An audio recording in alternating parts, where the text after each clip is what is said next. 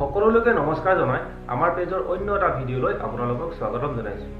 আমাৰ আজিৰ ভিডিঅ'ত আমি এজন বিশেষ ব্যক্তিত্বৰ ওপৰত কিছু আলোকপাত কৰিম বুলি ভাবিছোঁ। যিজন ব্যক্তিক আমাৰ জনসাধাৰণে এটা সময়ত ৰিমট কণ্ট্ৰল প্ৰধানমন্ত্ৰী হিচাপে আখ্যা দিছিল। যিজন ব্যক্তিয়ে আমাৰ দেশৰ অৰ্থনৈতিক সংকটৰ সময়ত অৰ্থব্যৱস্থা ৰক্ষা কৰিছিল। হয়, সেইজন ব্যক্তিয়ে হৈছে আমাৰ প্ৰাক্তন প্ৰধানমন্ত্ৰী ডক্টৰ মনমোহন সিং। আজি আমি তেওঁৰ জীৱনৰ ব্যক্তিত্বৰ ওপৰত কিছু আলোকপাত কৰিম বুলি ভাবিছোঁ। আপোনালোকে ভিডিঅ'টো শেষলৈকে চাব।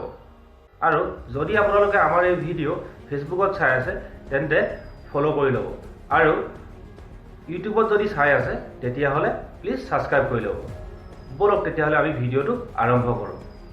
আমাৰ প্ৰাক্তন প্ৰধানমন্ত্ৰী ডক্টৰ মনমোহন সিঙৰ জন্ম হৈছিল 1932 চনৰ 26 ছেপ্টেম্বৰত পাঞ্জাৱৰ এখন গাহা নামৰ এখন সৰু গাঁৱৰ এটি শিখ পৰিয়ালত।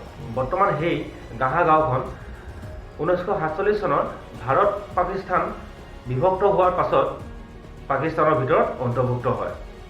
আমাৰ প্ৰাক্তন প্ৰধানমন্ত্ৰী ডক্টৰ মনমোহন সিঙে তেওঁ প্ৰাথমিক শিক্ষা সেই গাহা গাঁওখনৰ এখন প্ৰাথমিক বিদ্যালয়ৰ পৰাই উৰ্দু ভাষাত গ্ৰহণ কৰিছিল।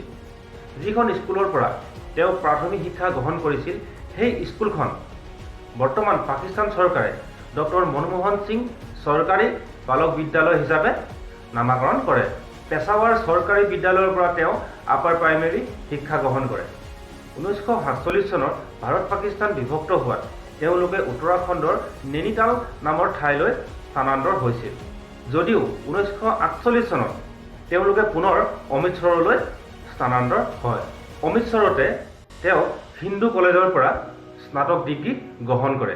উচ্চ শিক্ষাৰ বাবে তেওঁ কেম্ব্ৰিজ বিশ্ববিদ্যালয়লৈ যায় আৰু অক্সফৰ্ড ইউনিভাৰ্চিটিৰ পৰা তেওঁ DPhil ইন ইকনমিক্স ডিগ্ৰী লাভ কৰে। তাৰে পাছত তেওঁ 1957 চনৰ পৰা 1961 চনলৈকে পাঞ্জাৱ ইউনিভাৰ্চিটিত শিক্ষকতা কৰে আৰু 1964 চনৰ পৰা 1969 চনলৈকে তেওঁ UNCTAD-ত কাম কৰে আৰু 1969 চনৰ পৰা 1971 চনলৈকে প্ৰফেচৰ অফ ইণ্টাৰনেশ্যনেল ট্ৰেড হিচাপে দিল্লী স্কুল অফ ইকনমিক্সত কাম কৰে আৰু 1972 পৰা 1974লৈকে তেওঁ মুখ্য অৰ্থনৈতিক উপদেষ্টা হিচাপে কাম কৰে আৰু 1976ত secretary in the ministry of finance হিচাপে কাম কৰে। 1982 পৰা 1985 চনলৈকে তেওঁ RBI গভৰ্ণৰ হিচাপে কাম কৰাৰ লগতে 1985 পৰা 1987লৈকে প্লানিং কমিশ্যনৰ ডেপুটি চেয়াৰমেন হিচাপে কাম কৰে।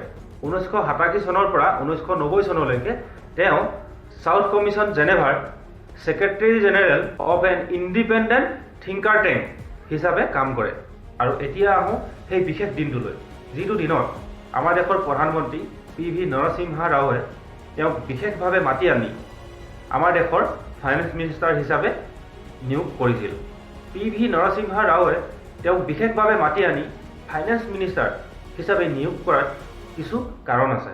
সেই সময়ত আমাৰ দেশৰ অৰ্থনীতি ইমানেই বেয়া আছিল যে আমাৰ দেশৰ মানুহে মাত্ৰ 7 দিনৰ বাবেহে বেচা কিনা কৰিব পৰাকৈ ফৰেক্স জমা আছিল। কিন্তু সেই সময়ত আমাৰ প্ৰাক্তন প্ৰধানমন্ত্ৰী ডক্টৰ মনমোহন সিঙে ফাইনেন্স মিনিষ্টাৰ হিচাপে যিখিনি পদক্ষেপ ল'লে সেই পদক্ষেপৰ পৰাহে আজি আমাৰ ভাৰতৰ বৰ্তমানৰ এই পৰিস্থিতি।